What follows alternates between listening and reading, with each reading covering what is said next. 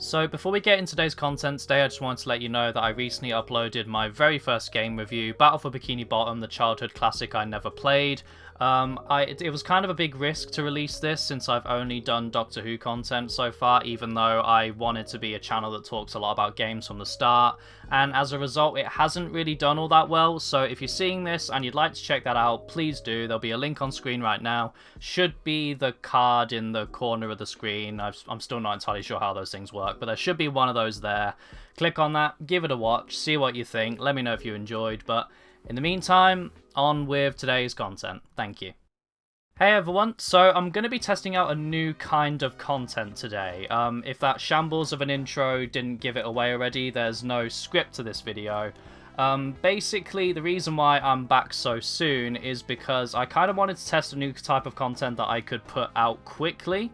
So you'll notice the editing in this video is going to be a decent bit lazy. The content's going to be a little bit, a bit cookie cutter, a little bit simple, a little bit generic, but it's purely just so I can, if this does work and people do respond to it, put stuff out quickly between the big major videos. So welcome to a new thing I'm apparently doing called Recent Things I Liked, I guess, where I'm just gonna talk about things that came out recently and let you know how I liked them. And obviously by recently, because this is me we're talking about, I mean the last couple of months, because if you've been following me for long enough, you'll know that my upload schedule is, well, I mean, it's horrendous. There isn't really one to speak of, because I mean, I don't know. Like, for context, the Battle for Bikini Bottom video was originally going to be the first video I ever uploaded, and I was planning to make that video as far back as I was planning to start this channel as far back as like sort of late 2019, early 2020.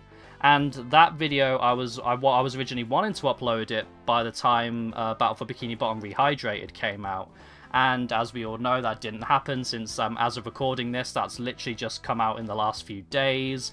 And I didn't actually upload a video until sort of early 2021, after Revolution of the Daleks came out. And basically stuff gets in the way, and motivation is hard. And I'm not going to go into too much detail, but just remember, everyone, that mental health is just as important as physical health. So maintain that shit. Maintain that shit, please. And speaking of maintaining, I'm going to try to maintain some kind of consistent upload flow with the help of videos like this. Again, if people do respond to it and it is something people enjoy seeing. I'm terrible with doing non-scripted content, so this is probably going to be so heavily cut down. There's probably going to be so much mumbling, and it's probably not going to be good at all, but hey, we're going to go with it. We're going to go for it. We're going to see what happens. Maybe people will respond to it. And who knows, maybe it'll catch on, and the more I do this, the more I'll get better at non-scripted content. But yeah, we're just gonna talk about a couple of things that came out recently that I enjoyed, specifically Sonic the Hedgehog 2. Specifically Sonic the Hedgehog 2. And hey everyone, this is George interrupting after having just recorded what you're about to hear. So this turned out much longer than I expected it to.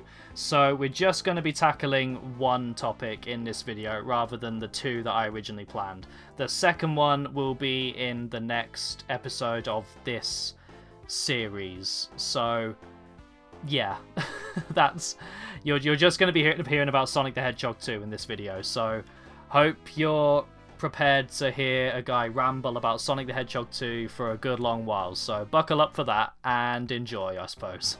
So I'm not going to drag this out any further. Let's just dive right in and talk about these things that came out recently. This is not going to be good. This is not going to be good at all. So first things first, let's talk about Sonic the Hedgehog 2, the recent Sonic movie that came out. Now, I doubt anyone will really know this unless they follow me on Twitter, which you should totally do, obviously. I mean, why wouldn't you? Like, come on, it's just common sense. But I'm actually a pretty big Sonic fan. I've been a Sonic fan since around about Christmas 2018 when I got Sonic Mania Plus for my Switch that year, and I've just been delving more and more heavily into Sonic since. I mean, as I talked about in the last video, I've been an avid collector of retro games, and when you collect retro games, you're kind of doing yourself a disservice if you're not going to at least get some Sonic games. Like, you got to delve into classic Sonic, you got to delve into the adventure games. Pretty much, if you're collecting retro games, then Sonic the Hedgehog is going to be on your radar, and it very much was for me. And I've become a very big fan of this franchise. I've grown to love these characters and this world. and the lore and just the games. And I know I'm definitely a Sonic fan because I've had me some pretty hot takes about the franchise, and I've enjoyed watching some of the discourse play out, and I've been playing into the cycle of waiting for more stuff about Sonic Frontiers to be revealed and just getting more and more disappointed by the day, finding out that nothing more has come out. But with the movies, you know, it's been a bit of a different story, because obviously we all know about what happened with the atrocious Man-Hog design that was revealed in 2019, and of course the movie getting delayed after the internet just lampooned the team behind the movie and behind the design, and they committed to changing it. And the first film came out in, I think it was March 2020 or February 2020. If I'm wrong about that, you'll have to correct me. But I didn't get to see it in cinemas because obviously, you know, the world's situation was very volatile at the time. But I did end up seeing it eventually, and I did actually really like it. Well, to be fair, when I say really like it, that is definitely with an asterisk. I can definitely see why it wouldn't be everyone's cup of tea. I think it definitely is fair to say that a lot of people would have preferred a fully cinematic CGI Sonic the Hedgehog movie as opposed to a Sonic the Hedgehog movie, by which I mean, you know, I feel like a lot of people would have preferred a movie set in Sonic the Hedgehog's world with all of its lore seeped in there, like an actual movie adaptation of the franchise, as opposed to, hey, we're making a movie and we're going to throw Sonic the Hedgehog in it. So it's a very typical, they kind of went with the sort of, you know, Alvin and the Chipmunks, the Smurfs kind of setup where it's like Sonic comes to our world and interacts with humans, that kind of thing. But they definitely put enough of their own spin on it to the point where I think they could get away with direct comparisons to those things.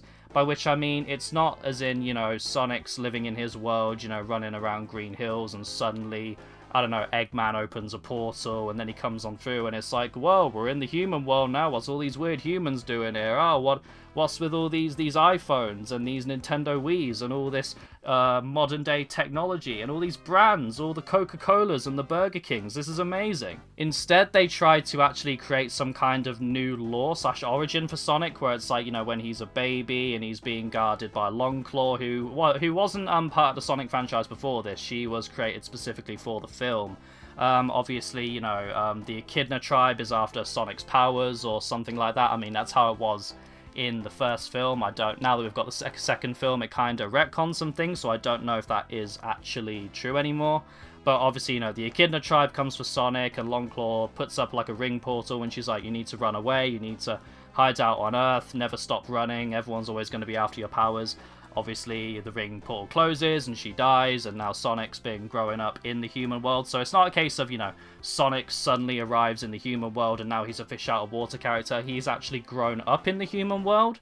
And he obviously is still kind of like that fish out of water archetype, but it's like, you know, he's been living among humans for a while. Well, I say living on humans, more living around humans and kind of spying on them and like pretending that he's integrated himself into human society in the case of his original relationship with Tom and Maddie, you know.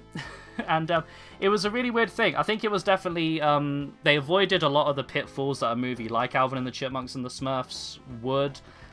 They definitely made Sonic quite charming. He's got a lot of funny moments, and there is a lot of the generic stuff that you'd expect in there, but it's definitely made up for by, again, how funny and charming Sonic is and his relationship with Tom. And I think a lot of people would agree the main thing that carries the film would be Jim Carrey as Dr. Robotnik. Like, he was the star of the film, no questions asked. I mean, I've been a Jim Carrey fan for a long time. I mean, one of my favourite films is Bruce Almighty, and I'll never apologise for that fact. I love Jim Carrey, and it was... there's no other word for it other than surreal, honestly, to describe seeing him play Dr. Robotnik on the big screen. Even if it wasn't the most faithful interpretation of Robotnik, it was definitely on par, at least, I think to say, and his presence just carried that film. So while it wasn't perfect, and there definitely was a lot of the typical tropes of a film like that you'd expect, and if you do try to pick it hard enough, you'll find yourself with a lot of questions about the logic of the film and everything, but it was a lot of fun and it did what it needed to do. It was fairly solid, a very nice 6-7 out of 10 movie experience, and if you were a Sonic fan, then there was stuff there for you, and even if you weren't a Sonic fan, there was plenty of fun to be had. I remember I showed it to my boyfriend, who's never played a Sonic game in his life, and he really liked the film, and we've watched it together a couple times. So, yeah, that was the story of the first Sonic film. So, now, fast forward to 2022, and we've gotten Sonic the Hedgehog 2. We've finally gotten the sequel. And a lot of you will remember when the trailers were coming out and we were seeing so much more Sonic imagery. You know, it's like we're getting Tails, who was revealed in the post-credit scene at the end of the first film. You know, we're getting Knuckles, we're getting an Eggman that's actually like the Eggman in the games. You know, while Dr. Robotnik was trapped on the Mushroom Planet, he's gradually gone insane in his pursuit to get off the planet and get back home, and he's gone full Dr. Eggman, you know, shaved his head, he's got the crazy mustache. Like, this is very much a translation of Dr. Robotnik from the video games to the big screen.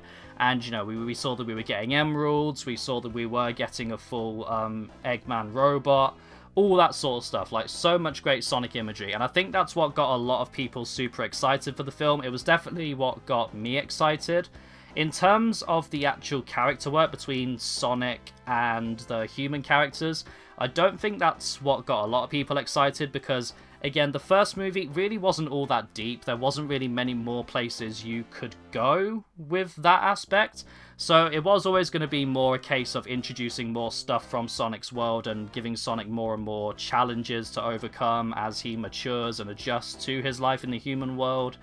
And in terms of how well the second movie set out about doing that, I don't know. It's an interesting one. I mean, I definitely did enjoy the film, and I saw it with my boyfriend. He came with me, and I also saw it along with us. We saw it with the Armed Shadow, aka Schick. You might remember him from that one Doctor Who Flux live stream I did around the time the Halloween Apocalypse came out. Yeah, all three of us saw it together, and we had fun. But if you follow me on Twitter, you might remember what I tweeted out after I saw the film, which was that in terms of an actual film, Sonic 1 was much better written, but in terms of a film for Sonic fans, Sonic 2 is infinitely better, or something like that. And that's because if you're going to this film and what you want from it is a lot of Sonic imagery, you want loads of iconic Sonic-related visuals, you want to see Sonic doing Sonic-y things like running fast and stuff like he does in the games, like dodging robots and snowboarding and spin dashing enemies and like the fight with Knuckles and all that kind of thing, like you're gonna be in for a whale of a time. Like I'm a fan of all that stuff. I recognized all that imagery, and yeah, I had an absolute blast with the film. It was so much fucking fun.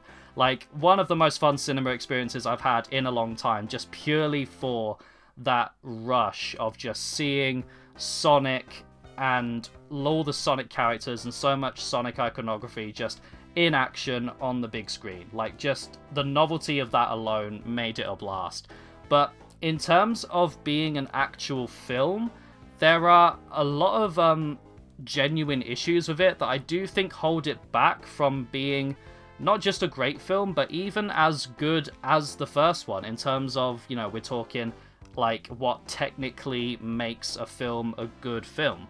Obviously, I don't know what was inside the heads of the makers of the film, like during the development cycle or anything like that. But to me, it definitely felt like they got wrapped up in the fact that a lot of the people who are going to be watching this film and talking about it and generating a lot of the buzz for it will be the hardcore Sonic fans, because it seems to me like they prioritized all that iconic imagery and just throwing us Sonic fans a bone over advancing the story in a meaningful way. Or, you know what, no, that's a bit harsh, that's a little bit unfair. Not necessarily in a meaningful way, but just advancing it in a much... I don't even know what kind of terminology I'm looking for, but to kind of describe like the kind of stuff I mean, the writing in this movie, I mean, it already wasn't that great in the first one. It was at least serviceable in the first one. You know, it got the job done. It let you, you know, it helps you care about Sonic, helps you care about his plight, it helps you care. But the writing in the first film helped you care enough about Tom and Maddie as you could for a film of that case, especially if you were there just to see Sonic doing Sonic things. But in this film, I don't know, they kind of just dropped that in favor of just, you know, the action, which, to be fair, is what a lot of us Sonic fans are going to be going to the film to see. but because of that, it leaves the film lacking in a lot of other areas. So I think the biggest example of what I'm talking about is probably the introduction of Tails. Now, obviously, a shitload of people were excited for Tails being introduced, and I mean, how could you not be? You know, he's like Sonic's best friend, you know, Sonic's sidekick. Probably one of the most iconic Sonic characters aside from Sonic himself, since he's been around since Sonic the Hedgehog 2, you know, the game. He's an integral part of the franchise. He's practically synonymous with Sonic himself. A hell of a load of people love Tails, so when it comes to his portrayal in the film, it's not like an unfavorable portrayal of him in any way. It's not like they butchered his character or he was completely non-Tails-like or anything like that. It's more just the fact that he didn't even really get that much of a character, or at least what was there didn't even really get that much development. A lot of the time, he's kind of demoted to the exposition mouthpiece, you know? Like, and even when he's introduced, it feels very slapdash. I mean, the movie's already, like, paced at breakneck speed, which you would expect for a Sonic thing, to be fair. Like, you would. That would be to be expected. But because of that, the movie doesn't really allow for any integral character developments take place, and it really feels like the movie was relying on you already being very invested in the Sonic franchise and knowing who Tails is already and what his deal is. It kind of relies on you going like, yeah, we know who Tails is, you know, he's Sonic's best friend, he's like his sidekick, he follows him everywhere, and like he helps him out on all his adventures. So obviously we already know what Tails is, so we don't really need to put in any of the groundwork like establishing that. We'll just give him a backstory, like a very lazy thrown together backstory that he's just been watching Sonic from across the universe somehow throughout the events of the whole first movie. And he decides to come out. He just decides to just fly in and be like, yo, Sonic, I'm here now. Basically, this guy Knuckles is coming for you. You might want to get the fuck out of Dodge. Even though, by this point, Knuckles had already shown up. So it's just a bit weird. But, like, you see what I mean? It's definitely very lazy and slapdash and just like, yeah, the audience already know who Tails is and what his deal is. So just throw him in there, give him a reason to be there, and then boom, we can just get the ball rolling, you know? And obviously the movie's going for this thing of, you know, Sonic has been living on Earth for a while and he's been maturing, he's been going around doing Sonic things, you know, he's basically like a vigilante at the start of the film, like trying to stop criminals and stuff. But then, obviously, you know, now Tails is in the mix, so we kind of need them to bond together. But it doesn't really put in any of the groundwork to establish that. Again, it knows that the audience, or at least the Sonic fans in the audience, are going to expect Sonic and Tails to be friends, so it just kind of rushes through that and then tells us that that development happened. Like, when it comes to the actual pairing up of Sonic and Tails, when it comes to them actually making friends, we really don't get any scenes of them bonding together, like, at all. What we do get, and what a lot of people cite as the main scene of Sonic and Tails bonding, is the scene, obviously, in the bar in Siberia. Which, side note, like, I'll have an image of it on screen right now. This is literally, like, some cabin in the middle of fucking nowhere, in the middle of Siberia, where temperatures are consistently dropping below freezing, and I'm not seeing any vehicles around here. I'm not seeing, like, any other paths to civilization. This is meant to be in the middle of nowhere. So, all these bar patrons, how in the ever-living shit did they get out here? Like, how are they here? What the fuck are they doing here? It's so silly. It's so stupid. But basically, Sonic and Tails get in there because, you know, it's like they need to, like, you know, they've been traveling. They need to rest. They need to make sure that they eat and they drink. Like, you know, standard stuff. Makes perfect sense. And obviously, some shenanigans go down. The bar patrons realize what Sonic and Tails are. And they're just, you know, they all start trying to gang up on them and attack them. And the only way for Sonic and Tails, for whatever reason, to get out of it, apparently, is to throw down and have a dance battle with the patrons to fucking Uptown Funk, a popular song from, like, 7 years ago. And I know a lot of people complain about the wedding stuff, which I'm sure this rambly mess of a video will eventually get to. I'm sure we will eventually, but it's just like, is this really the best way that we could have had our two main heroes bond and have their friendship develop? I mean, I've got my own whole issues with the whole, like, Uptown Funk thing already, but, like, is this really the best way? Like, a lot of people say that the wedding scene could have been completely cut out of the film and it would have made it better. You know what? I don't even mind all the wedding stuff that much, and like I say, I will get onto that. The scene I think should have been cut out, not even just cut out, fully replaced, is this scene. Like, if you cut this scene out, you could have easily had some stuff go down in this bar, like, no problem at all. Like, it's obvious they're trying to harken back to the bar scene from the first film, but like, surely it would have been so much better to have some shit go down with the bar. Maybe they've got to fight their way out of a rough situation. Maybe Sonic is speeding around, taking guys out, trying to grab the map the guy's holding, and Tails is like, you know, he's trying to use his devices to help fight them off, but just like the translator that caused the fight in the first place, his shit's failing and he's losing faith in himself. Sonic has to, like, you know, fly in and, like, be the hero, get them out of there what they need, but obviously then they're cast out into the harsh wilderness, and they gotta have some, like, serious heart-to-heart bonding to, like, you know, talk to each other and big each other up and help each other through the situation, and have the friendship blossom and develop that way. I don't see why you'd trade that for just throwing a popular song in. A popular song, again, from 7 fucking years ago, just so we can meet that quota of, the kids will like this is a song that they know, and Sonic Dancing's a popular song, they'll like that, they'll think that's funny. You know, like, I'm not super, like, overly harsh and overly critical of the kid-based stuff in films like this, because, like, they are films made for kids at the end of the day. Like, kids are the main target audience of things like this, so obviously it didn't anger me or anything. Like, granted, this was the scene in the film that I spent the most time, like, just visibly cringing and recoiling in my seat. I remember looking over to my boyfriend in the seat next to me thinking, fuck me, he's never gonna want to go anywhere with me after this. Like, it was that whole scene in the film, I would have been happy to just be scrapped, because, like I said, it could have been replaced with something infinitely better to get the message across that, you know, Sonic and Tails are bonding and becoming best friends, but instead they do this whole dance-off scene in the bar, and then later on in the film they're just like, yep, we're friends now. You know, the movie just telling us that the development happened when in reality it really didn't, if I'm being totally 100% honest.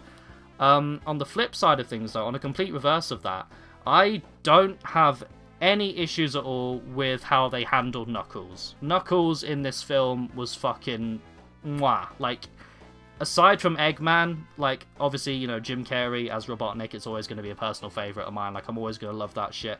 Aside from that, Knuckles, easy highlight of the film.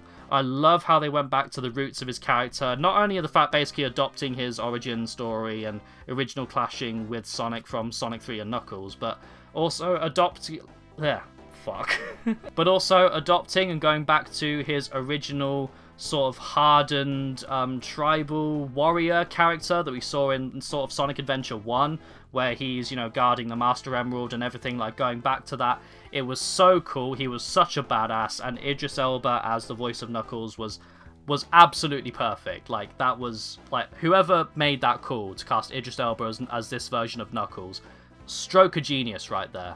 And it would have been very easy for them to lean into how Knuckles has been portrayed in recent years, where it's like, yeah, he's the strong, buff guy, but he's also really dumb and gullible, like, kind of more just like Sonic's equivalent of a toned-down Patrick Star. And he does have some, like, gullible moments, but it's like, he's never really Patrick Star levels of dumb. He's more like Starfire from Teen Titans kind of dumb, where it's like, you know, he's not dumb, he just has his kind of gullible moments and, you know, kind of says things weirdly because obviously, you know, he's not a native to the world and he's, like, picking up on things slowly. Like, I think they caught, like, the real perfect balance between the OG version of Knuckles and the more modern version of Knuckles that we're used to, and they blended them together and gave Knuckles a story and an arc that worked really well. Like, no complaints whatsoever about Knuckles. Love Knuckles in this film. But yeah, so that whole bar thing brings me to kind of another issue that I have with the film. And I think that bar scene is kind of emblematic with the whole thing. This is going to sound like a very trivial thing to harp on, but there is a point to it and I am going somewhere with it, so just bear with me on this. So, you know how in the first film there were quite a lot of songs used? like sort of pop slash rock songs in certain scenes. Like, for example, the scene where you've got Eggman in his lab and he's dancing to his, like, Evil Plan playlist or World Domination playlist or something like that, and he's dancing to, like, that rock song, you know? And there's obviously, again, the scene in the bar in the first film when Sonic does the Quicksilver thing and he's got that rock song playing in the background while he's fucking with everyone while they're frozen. Like, scenes like that. The songs felt so perfectly picked in that film. Like, obviously, the lyrics in all of them were relevant to what was going on screen. You know, in that scene with Sonic, it's like, my feet go zoom, zoom, zoom, whatever the song is. Like, you know, a song about being fast or whatever. The scene where Eggman's dancing, it's a song about, like, you know, being evil, you know. And it didn't feel like, you know, a departure from the kind of music you'd expect from a Sonic thing, you know. It wasn't exactly the same, but it felt more like a modern take on how the music was approached in the adventure era, where it's like, yeah, you know, dope, radical, hard rock kind of music, you know. Obviously not exactly the same, but, you know, not too dissimilar, like that with more of a modern vibe. And again, the songs felt very purposefully picked.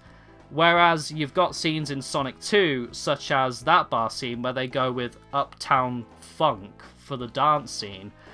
And it just feels like, it genuinely just feels like the guys behind the film chucked in as much references as possible and thought that that would be enough to keep the Sonic fans happy. And I mean, it seems like it was.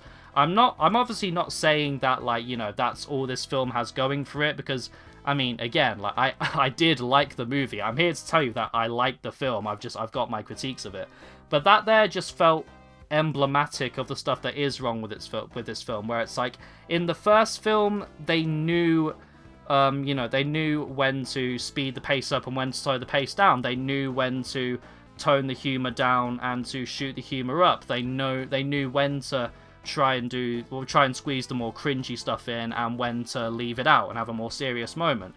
Whereas in this second film, it just kind of feels like, you know, we've got the Sonic fans' attention, and now we're doing a sequel so we can shove more references and iconic Sonic imagery in, and the fans will be happy, and now we can just do whatever we've got to do to fill the quota for the film. You know, there's just a lot of points like that sort of thing, where it just kind of feels like that, you know? And you know what? Like, one other thing I can say is the final fight at the end, or just the climax of the film in general, when obviously, you know, Sonic and Tails have gone to, I can't even remember what they're doing now. Oh yeah, it's when they're going to hunt down the Master Emerald, that's it. And obviously they're going to all those locations where, you know, they've got the Long Claw statues, they're trying to uncover the secrets of the Master Emerald, and... ah, shit, it's not something on my desk. They're trying to uncover the secrets of the Master Emerald and find the Master Emerald so they can, you know, find it and protect it. And obviously Knuckles and Eggman are on their trail. You know, all the fights, you know, where Eggman and Knuckles confront Sonic and Tails, and near the end, obviously after the betrayals happen, when Sonic, Tails and Knuckles are fighting Eggman and his big robot together. All those different scenes, so fucking cool. So much fun. So much adrenaline just pumping through my veins, all mixed with dopamine to create this beautiful cocktail of just ecstasy as a Sonic fan watching this unfold on the big screen. It was so good, so much fun, and I'm aware that that is a very superficial reason to get a lot of enjoyment out of this film, and I think even a lot of the people who are speaking very highly about this film would admit that a lot of the reasons they do like it are superficial. But beyond all that stuff, it just honestly kind of expects you to just be going along with it because, hey, we're Sonic fans, we're already going to know what's going on. I think the biggest example of this is, obviously, spoiler alert, if you haven't seen the film, go watch it, but I mean, I don't know what you expected. The movie's been out a decent amount of time now, and, you know, I'm in the UK, so I saw it early anyway, sorry. But, you know, when Super Sonic shows up at the end, and it was really funny, when this happened, I remember my boyfriend, like, leaning over to me and going, oh my god, he's gold, and I had to, like, turn to him and, like, whisper to him and explain, like, what Super Sonic actually is. Like, I had to say to him, oh yeah, that's Super Sonic, that's basically what happens when, you know, Sonic gets all the Chaos Emeralds. Because, like I say, he's not, like, a proper Sonic fan. Like, the most exposure he's gotten to Sonic is he saw the first film with me, and, like he watched it with me on Netflix, and then we saw the second film together in cinemas along with Shik. and he's watched me play a couple of Sonic games. I think he's watched me play both Mania and Colors Ultimate on my Switch, and I think he read one of the IDW Sonic comics once, just out of curiosity. But yeah, I had to literally explain to him like what Super Sonic is, because it literally just comes out of nowhere. Like, there is zero setup as to what the Emerald would be able to do. I mean, that's not entirely true. There is setup to what the Emerald can do in terms of the Master Emerald, but there's like, in terms when the Emerald just smashes up and the Chaos Emeralds are inside it for some reason, and then they just fly into Sonic, and then he just goes super and finally beats Eggman. It comes out of fucking nowhere. It comes out of nowhere. It just kind of happens.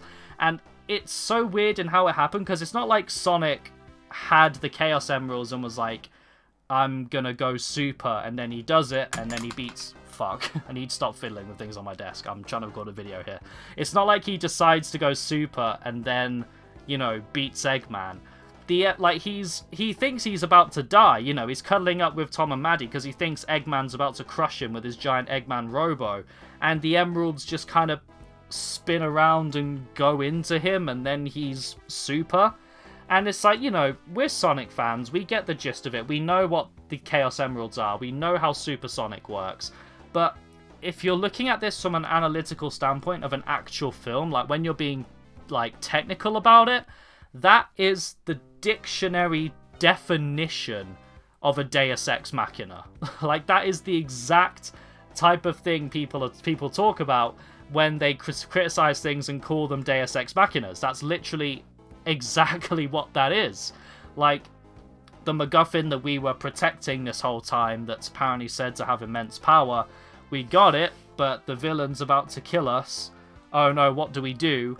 Suddenly this thing just activates and gives our main character god powers to save the day.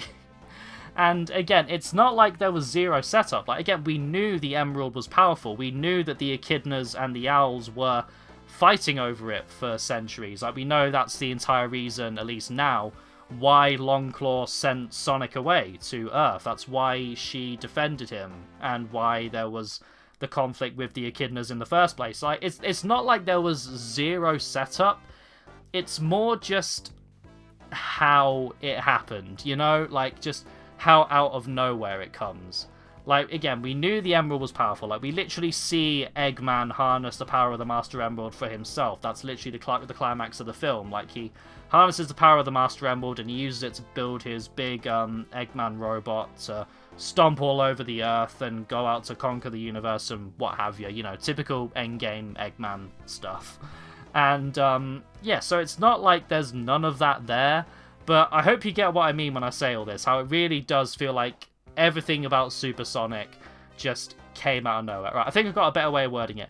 There was setup for the Master Emerald itself, but there was no setup about it in relation to Sonic, if that makes sense. Like how Sonic himself can harness the power of the Emerald and how he would do that and the effect it would have on him, if that makes sense. I think that makes sense. I'm hoping you get what I mean. But basically, obviously the film is a shitload of fun, and the action is great, and it's like, you know, if you're a Sonic fan, there's going to be so many little tidbits and references that are just going to absolutely warm your heart. But I do think it is fair to say that if you do look at this film analytically and critically, that in terms of the actual writing quality, it is a bit of a step down from that first movie. I really do think it is. Hence why I tweeted out that, you know, for a Sonic fan, Sonic 2 is, you know, infinitely better than the first. But if we're talking about in terms of a quality film, Sonic 1 probably is the better film. And, you know, people can blame things like, you know, the wedding scene and all that, which, by the way, as a side note, I genuinely didn't even mind that, you know, like, I know a lot of people are like, oh, this is the scene that should have been cut out to make room for more Sonic and Tails characterization and stuff like that. But the thing is, it would have been weird to like go to all the effort of introducing the human characters in the first film and then just done fuck all with them in this second film. Like, I think what they did here was the perfect way to do it. Well, not perfect. Like, the whole fact that they do end up capturing Tom and Sonic and Tails only for Maddie and her sister, I've forgotten her name, the sister who's getting married, to rescue her, to rescue them pretty much immediately. Like, it really didn't take long and did end up feeling kind of pointless, but I think in terms of what they were going for, that's the perfect way to do it, where it's like the bulk of the focus is on Sonic and the gang, and, you know, them fighting Eggman and trying to stop him from fulfilling his plan and everything. Whereas the humans, they do have their own plot, but it is kind of shoved to the side, and then partway through they intertwine and intermingle, and the Sonic plot starts having an impact on the human plot, and it becomes like a whole mess. That is the perfect way to do it, in my opinion. I think it was more just the execution that was lacking. I genuinely don't mind the whole wedding being a sham by GUN to capture Sonic. I'm sorry if you just heard a click again. I need to fucking stop fiddling with stuff on my desk. Jesus Christ. I really have no problems with that. It was more, again, just execution. I do think it could have been rejiggled to work a little bit better. But as for wanting to cut it out to make room for more Sonic and Tails stuff, like, as I've explained in this video, like, the Sonic and Tails stuff wasn't even that well done.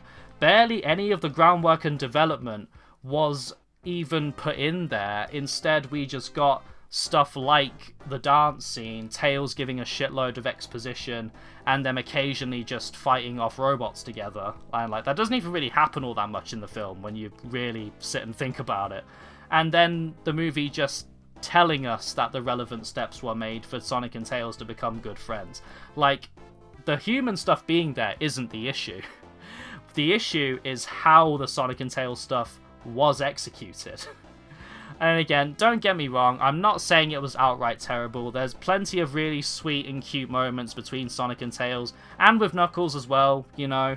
I think the scene where Sonic and Knuckles are sat on the beach and, like, you know, like after Sonic has saved Knuckles from drowning and they're bonding and stuff, I think that's a really good scene. I really did enjoy that. That was very heartwarming. So, yeah, this is already turning out way longer than I thought it would be, so I am going to wrap this up here.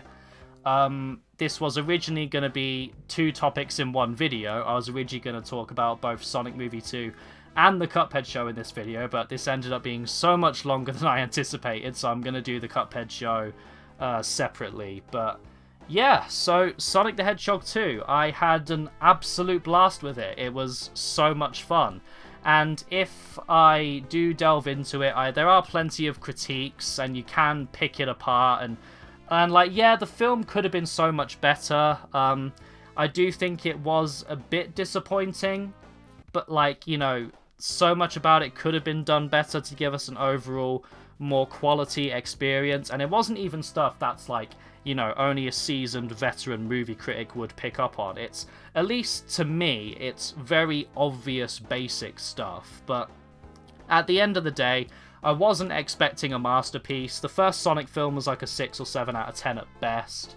And, you know, it did everything that a sequel to that film should do. It introduced more of Sonic's world and Sonic's lore into the movie universe and played around with it, gave us a lot of fun action, great set pieces. It gave us a faithful interpretation of both Tails and Knuckles to add to this film's mythos. It sent Eggman further down the insanity rabbit hole and gave us a really, really authentic adaptation of Eggman, actually. Like, I can't understate enough how much I love Jim Carrey as Dr. Robotnik in these films, especially in this second film. Like, that's one thing I will say that I do think Sonic 2 did better than Sonic 1. Eggman, like, my god, I can't state it enough. I love Dr. Robotnik in these Sonic films. He's so much fun, and you can just tell that Jim Carrey is having an absolute blast with the role, which is, like, again, I've been watching Jim Carrey films since I was a little kid. Like, seeing him have so much passion and enthusiasm for a franchise I like Sonic the Hedgehog, like, it just warms your heart, you know. It's just a lovely thing. But yeah, film was a lot of fun. It was serviceable in the sense that it did its job in terms of following up the first Sonic film and expanding on it by using the building blocks that the existing Sonic franchise gives to it. But there's just a bunch of problems with it that to me seem obvious that could have easily bumped the film up to being much better than it was.